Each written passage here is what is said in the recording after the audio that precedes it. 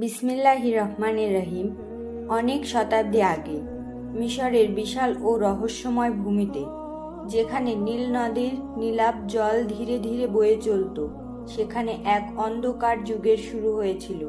মিশরের শক্তিশালী শাসক ফেরাউন, যার হাতে ছিল অগণিত সৈন্য আর অপার সম্পদ।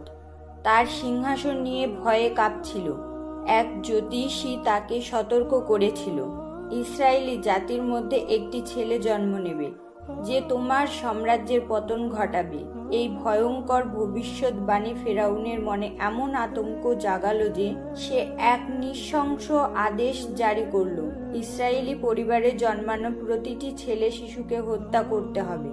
নদীর জলে ভাসিয়ে দেওয়া হবে তাদের, আর মায়েদের কান্না মিশে যাবে নীল নদের স্রোতে।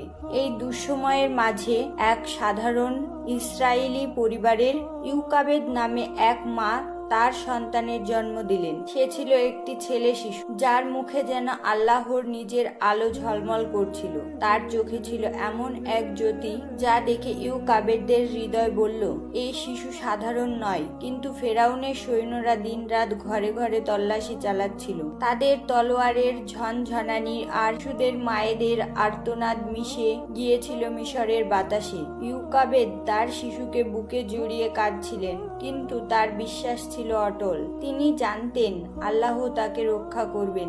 দিন যায়, রাত আসে, শিশুকে লুকিয়ে রাখা ক্রমশ কঠিন হয়ে পড়ছিল।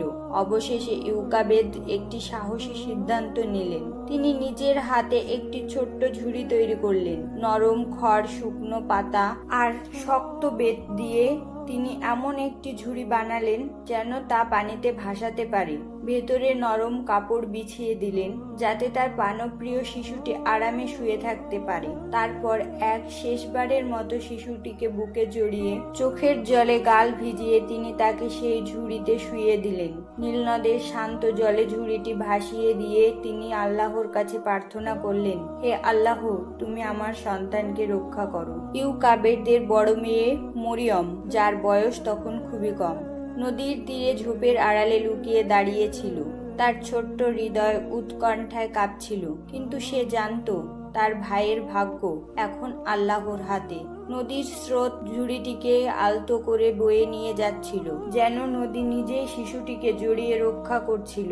এদিকে নদীর একটু দূরে ফেরাউনের রাজপ্রাসাদ থেকে রাজকন্যা তার দাসীদের নিয়ে নদীতে স্নান করতে এলেন। তার চোখ পড়ল দূরে ভাসমান একটি ছোট্ট ঝুড়ির ওপর। কৌতূহলী হয়ে তিনি দাসীদের ডেকে বললেন, ওটা কি? গিয়ে দেখো। দাসীরা ঝুড়িটি তুলে এনে রাজকন্যার হাতে দিল।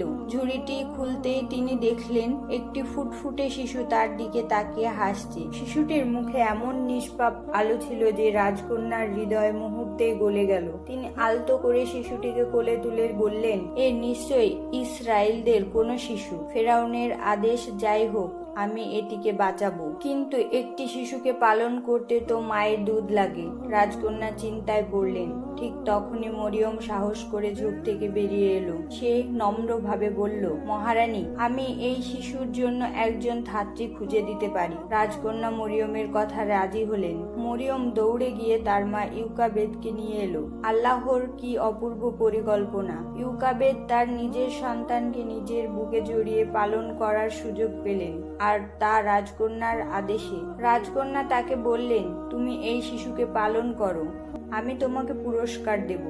রাজকন্যা শিশুটির নাম রাখলেন মুসা, যার অর্থ পানি থেকে উদ্ধার। মুসা বড় হলেন ফেরাউনের রাজপ্রাসাদে, রাজকীয় শিক্ষা আর সম্মানের মাঝে। কিন্তু তার হৃদয়ে সবসময় ছিল জনগণের প্রতি অবাক ভালোবাসা।